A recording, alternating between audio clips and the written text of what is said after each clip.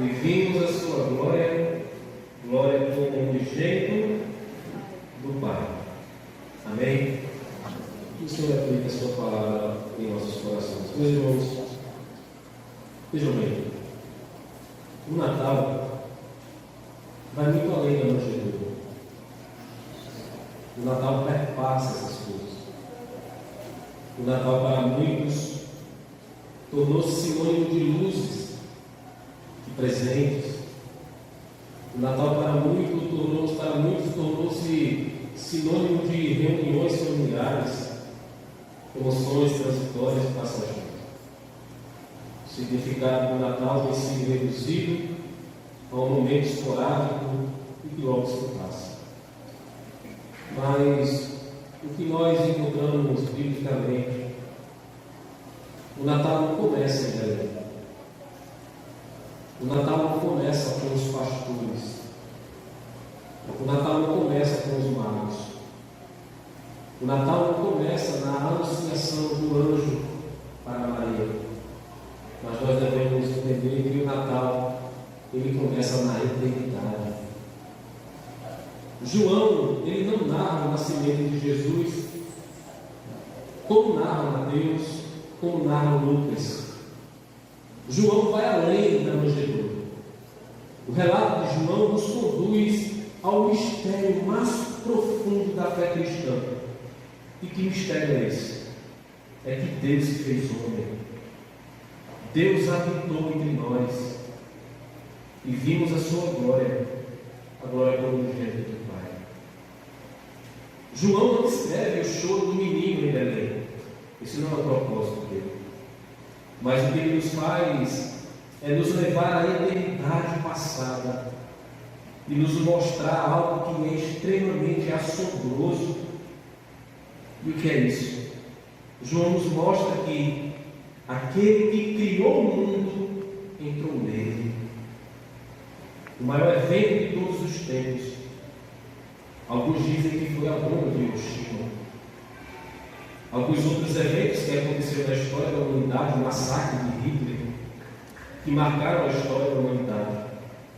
Mas o doutor Martin Lloyd Jones, ele afirma dizendo que o maior evento de todos os tempos foi Deus pisar essa terra.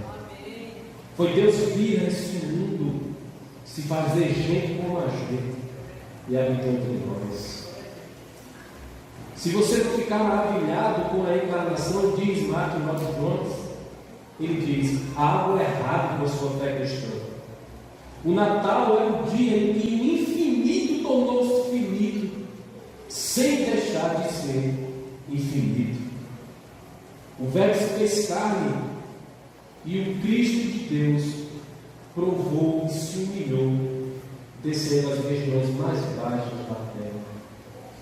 O texto que nós acabamos de ler nos diz que esse verbo, e essa palavra verbo aqui é o termo logos, e nós entendemos que à luz da estrutura gramática grega aqui, é importante nós fazermos uma correlação à ideia do autor, porque João inicia esse seu livro dizendo: no princípio era o verbo, e o verbo estava com Deus, e o verbo era Deus. Essa palavra verbo aqui no original é a palavra logos. E esse termo logos, para que os irmãos entendam, e o propósito de João ter escrevido esse evangelho, primordialmente foi para alcançar os cristãos que viviam inclusive nas regiões gentílicas da Grécia. O que acontece, meus irmãos, é que cerca de 400 anos antes de Cristo surgiu um filósofo grego chamado Heráclito de Éfeso, onde ele afirmava que o termo logos trazia a ideia de um conhecimento superior. Não era um conhecimento palpável. Ele ainda dizia que esse conhecimento superior, atribuído, chamado de logos, era um conhecimento que regia os demais conhecimentos. Essa era a visão grega acerca do que significava logos. Essa era a ideia. Mas o que João está fazendo aqui é escrevendo para esse público e trazendo clareza, o verdadeiro significado do que é o verbo, a palavra, o logos. E o termo aqui, princípio, ele é proposital na estrutura gramatical desse texto. Porque a palavra princípio aqui, arque, como postulado de todas as coisas, também é usado por Moisés em Gênesis capítulo 1, quando ele diz que no princípio criou Deus os céus e a terra. Então essa mesma palavra é usada em duas estruturas totalmente diferentes, trazendo um indicativo. O mesmo Deus apresentado por Moisés, escrito em Gênesis, que no princípio trouxe vida por intermédio da sua palavra, esse mesmo Deus agora está se revelando na pessoa de Jesus, que no princípio estava com Deus, e ele agora se revela como Verbo encarnado. Em arrecai logos, no princípio era o Verbo, e o Verbo se encarnou e habitou entre nós. O Verbo, portanto, não é uma ideia de Heráclito de Éfeso, um filósofo grego, que João está dizendo, acima de qualquer conhecimento superior, esse conhecimento que rege, que coordena, que governa e que conduz todas as coisas, tem um nome, e esse nome chama-se Jesus de Nazaré. João afirma algo absolutamente escandaloso para os judeus e para os gregos, afirmando que Deus agora se tornou homem. O Verbo, ele não passou a existir, porque a ideia do texto traz a ideia de que ele se manifestou no tempo, trazendo a ideia de que ele era eterno. E o indicativo que nós temos do verso 1 é justamente esse. No princípio era o Verbo, mas ele não somente era, ele estava com Deus, mas ele não somente estava com Deus, ele era Deus, ele era o próprio Deus, e que portanto ele assume a forma humana, tornando-se carne como nós. E o interessante disso tudo, meus irmãos, é que ele não deixou de ser Deus, e ele nunca fingiu ser homem. E o que nós chamamos na teologia de união hipostática, Cristo compartilhou tanto da natureza divina como da natureza humana, sendo ele Deus, homem. João Calvino, escrevendo e comentando esse texto, ele vai dizer o seguinte: o Filho de Deus se fez filho do homem, não por confusão de substância, mas por unidade de pessoas. E é justamente isso que Cristo confirma em um debate caloroso com os fariseus e os escribas, em João capítulo 8, quando os fariseus olharam para ele e disseram: ele está endemoniado, como é que ele perdoa o pecado? Ele deve estar possuído pelo Espírito de Deus vivo. Jesus disse: não, vocês não estão entendendo. Antes que Abraão existisse, eu sou. Ele se apresenta como o Verbo eterno de Deus, sendo ele coexistente, sendo ele co-igual ao Pai, sendo ele o Verbo eterno de Deus. Cristo assumiu a nossa humanidade real. Cristo provou do cansaço, da dor, da fome, da lágrima, do suor. Ele padeceu em nosso lugar, sendo um de nós, assumindo a forma de servo, conforme diz Isaías capítulo 53, ele foi homem de dores. Nós olhávamos, o reputávamos por aflito, não existia absolutamente nada nele que pudéssemos desejar. Ele soube o que é padecer. Eu já falei isso aqui, mas você sabe que todas as vezes que a gente está aferrado, preocupado, sofrendo, depressivo, a ponto de morrer, lembre-se que Cristo foi homem de dores.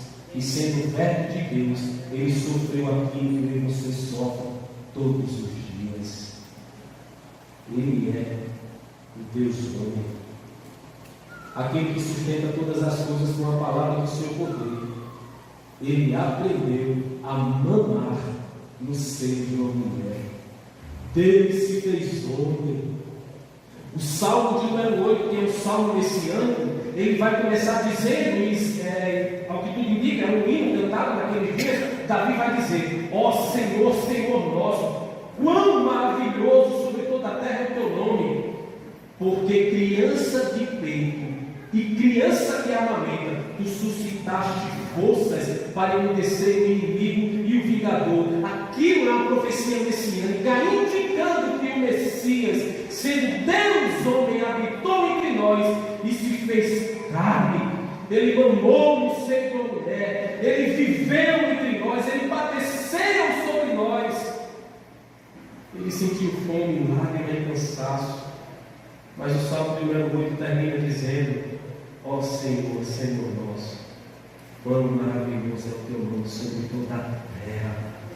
Ao Senhor, portanto, seja a glória eternamente. Amém. O Natal nos confronta, com a profundidade do amor de Deus. Deus não nos salvou à distância. Ele tomou a mesma condição que a nossa mesma condição, perdão. Mas o texto que nós acabamos de ler, irmãos, João vai dizer que o Verbo se fez carne e habitou entre nós. É o Deus que se aproxima. Essa palavra habitou aqui é o termo tabernáculo ou tabernacular. É a mesma ideia do tabernáculo do Antigo Testamento. Deus, de maneira representativa, habitava no meio do povo por meio do tabernáculo, da arca, e aquilo tipificava que Deus estava no meio do seu povo.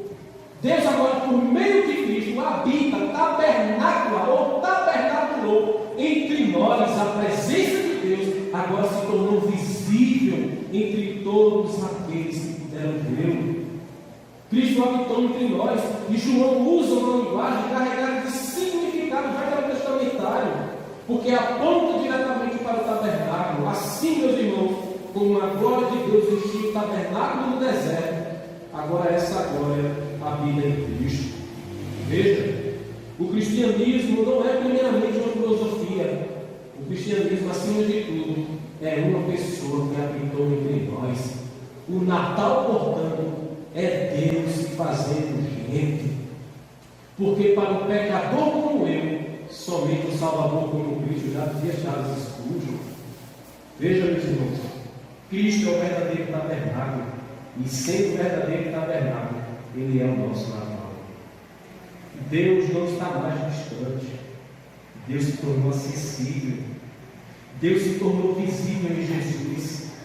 E não é de se admirar que os anjos tenham cantado no Natal e o próprio céu havia descido na terra. No Natal, meus irmãos, nós celebramos que Deus não abandonou a humanidade caída. Ele veio ao nosso encontro. Cristo habitou entre nós. Mas não somente isso. E o Verbo se fez carne, habitou entre nós. E o texto continua dizendo no verso 14: cheio de graça e de verdade. Cristo, portanto, é o presente perfeito de Deus para os eleitos, cheio de graça e de verdade, favor imerecido, concedido a pecadores indignos. Cristo é a verdade, a revelação fiel do caráter de Deus. Essa mesma estrutura, a mesma palavra é usada no capítulo 14, quando Tomé pergunta para ele, dizendo: qual é o caminho, Senhor, que nós devemos seguir? Ele diz: eu sou o caminho, eu sou a verdade e eu sou a vida. O que é que Jesus estava dizendo, João? Dentre todas as possibilidades de caminho, de estilo de vida que existe no nosso contexto judaico, eu sou o caminho para Deus. E diante de todas as verdades que são constituídas e estabelecidas, eu sou a verdade. E sendo o caminho a verdade, eu sou a vida. E ele conclui dizendo: e ninguém vai ao Pai senão por mim. Somente Cristo e em Cristo habita corporealmente toda a verdade revelada por meio da graça de Deus. Meus irmãos, esse é o Natal que nós celebramos.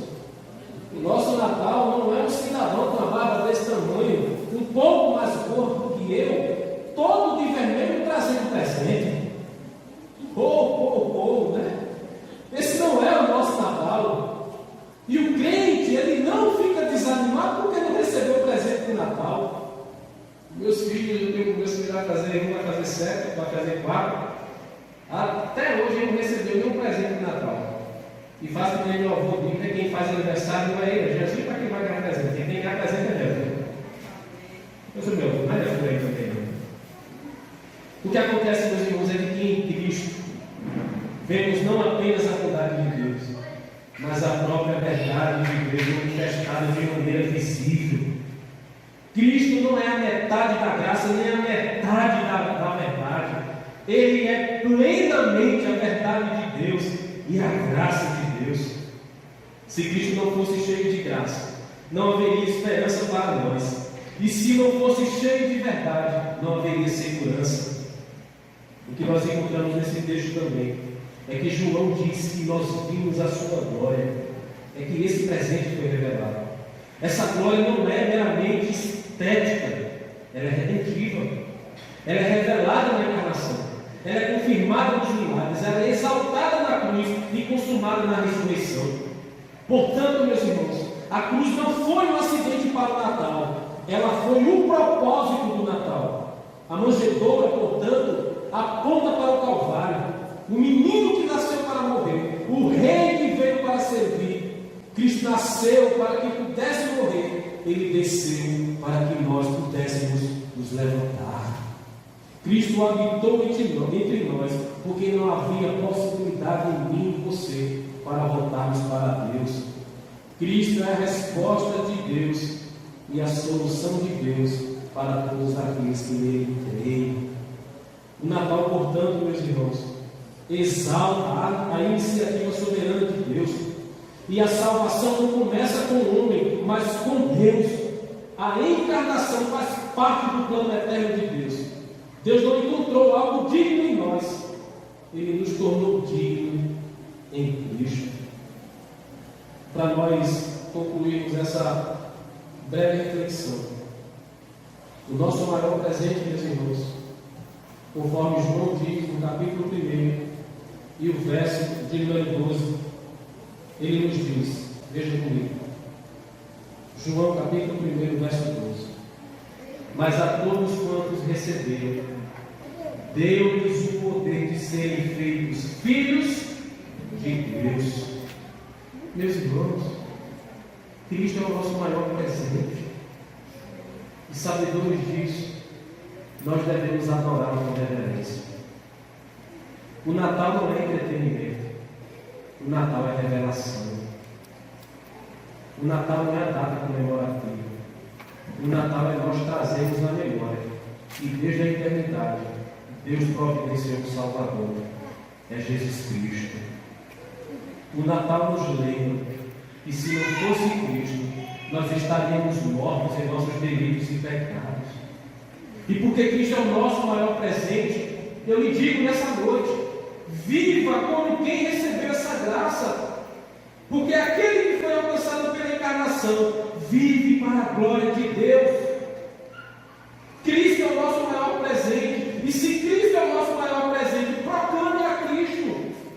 O mundo precisa menos de consumo e de mais redenção. O maior presente não foi colocado sobre uma árvore, o maior presente foi pendurado numa cruz. O maior presente não foi embrulhado em ouro, o maior presente veio envolto em panos e coroados com espinhos.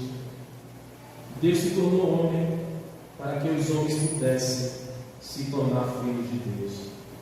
E eu concluo nessa noite lhe dizendo: o maior presente que você pode ter é Jesus. Jesus é o nosso Natal. Eu agora posso lhe dizer: Feliz Natal.